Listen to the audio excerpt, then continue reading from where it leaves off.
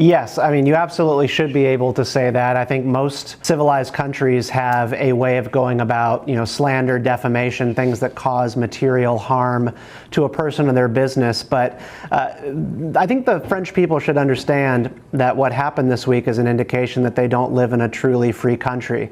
I spent a couple of minutes looking at their penal code. It was Penal Code Section 5, covers psychological harassment. Up until 2024, there was no language in their penal code that included digital harassment or stress of elected officials.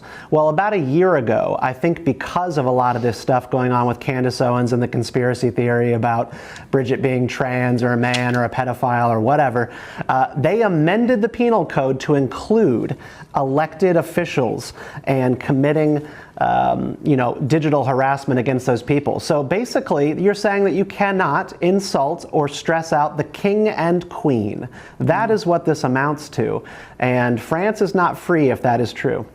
Leo, I love hearing Americans talk about free speech because they see it so clearly in a way that we have had so much sand kicked in our eyes over this issue that we no longer know what's true. Yeah, but if you want to talk about bullying, I think most people in Britain and Europe feel bullied by the state, bullied by their governments. And, for Brigette Macron to... There's a basic principle in public relations, the Streisand effect. You don't draw attention to a thing that you don't want people to talk about.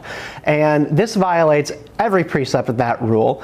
Now the entire world is more interested in this topic than they would have been prior. And, I actually take issue with the idea that this isn't a super important claim to be making about what's going on in France. I mean, France is supposedly one of our liberal allies. One of their heads of state's wife is putting the peasants in prison because they're saying mean things about her on the internet. It's completely outrageous. And when J.D. Vance went to Europe a couple of months ago and spoke, I believe it was in Germany, about the loss of liberal values on that continent, it really matters because these are our so-called allies who we need to stand up to an authoritarian bloc rising in the East.